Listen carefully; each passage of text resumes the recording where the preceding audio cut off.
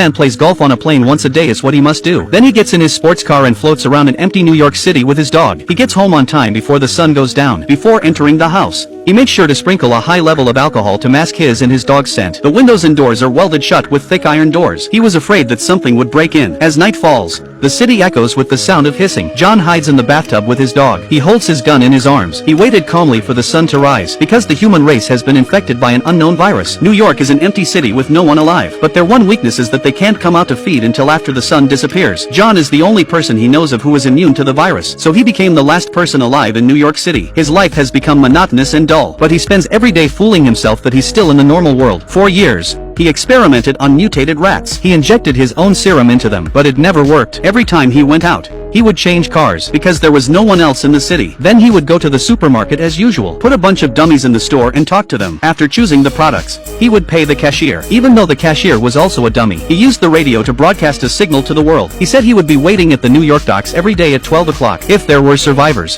they could come and find him here. He also had a desk on the dockside. He's like an interviewer, waiting for strangers who might never show up. When he was done with his work, he would play an hour of golf on the Warbird before sunset. That's when John's dog spotted a deer. John immediately went after the deer with his gun. He walked down an overgrown New York street and raised his weapon.